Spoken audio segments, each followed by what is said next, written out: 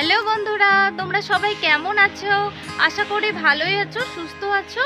বন্ধুরা, চৈত্র সংক্রান্তিতে আমরা অনেক ধরনের শাক খাই, তাই ভাবলাম অনেক ধরনের মিশালি শাক ভাজা রেসিপিটি তোমাদের কাছে শেয়ার করি।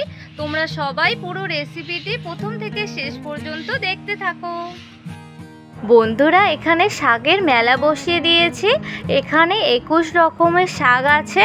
আমরা চৈত্র সংক্রান্তিতে অনেক রকমের শাক খাই, যেমন পাট শাক, পুঁই শাক, লাউ শাক, কুমড়ো শাক, লাল শাক, ঢেঁকি শাক, বিভিন্ন ধরনের এখানে শাক আছে। বন্ধুরা, শাকের মধ্যে একটি আমও দেব। বন্ধুরা, অনেক রকমের মিশালি শাক খেতে কিন্তু দারুণ লাগে। শাকের মধ্যে পোকামাকড় দেখে নিয়ে খুব ভালো করে শাক বেছে নিচ্ছি। বন্ধুরা, ছোট্ট করে একটি লাইক দিয়ে পুরো রেসিপিটি প্রথম থেকে শেষ পর্যন্ত দেখতে থাকো। আশা করি তোমাদের খুবই ভালো লাগবে। আমরা চৈত্র সংক্রান্তিতে আবার তিতাও খাই, নিম পাতা ভাজাও খাই।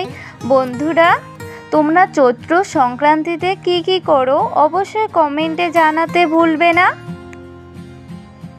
এভাবে করে সবগুলো শাক বেছে নেব। তোমরা যারা আমার চ্যানেলটিকে এখনও পর্যন্ত সাবস্ক্রাইব করোনি, তাদেরকে আমার চ্যানেলটিকে সাবস্ক্রাইব করার জন্য অনুরোধ রইল। বন্ধুরা, যে কোনো শাকই তো আমাদের খুবই ভালো লাগে, আবার তাও যদি হয় অনেক ধরনের মিশালি শাক, তাহলে তো আর কথাই নেই। বন্ধুরা, শাকগুলো খুব ভালো করে বেছে নিয়েছি। এবার জল দিয়ে পরিষ্কার করে ধুয়ে নেব।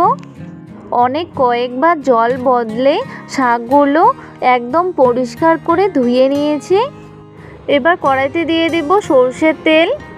এবার তেলের মধ্যে ফোড়নে দিয়ে দিব দুটো কাঁচা লঙ্কা। কাঁচা লঙ্কাগুলো একটু চিড়ে নিয়েছি।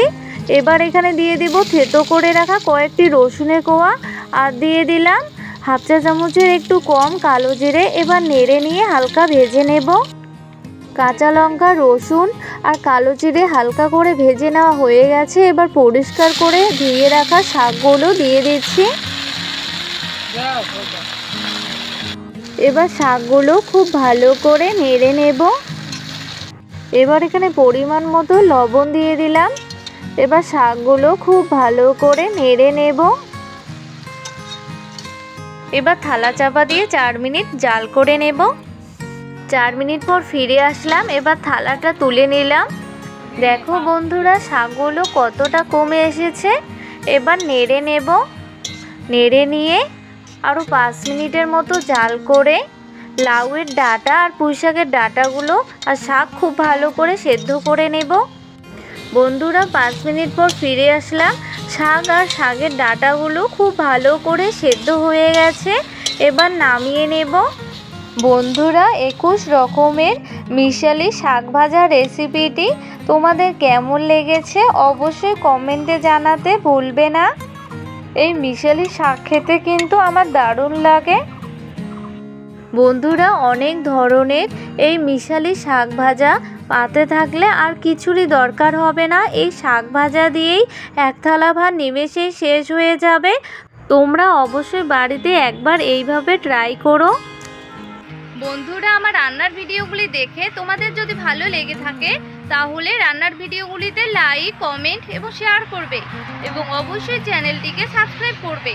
পরবর্তী রান্নার ভিডিওর নোটিফিকেশন পেতে বেল আইকনটি অবশ্যই ক্লিক করবে। বাই বন্ধুরা।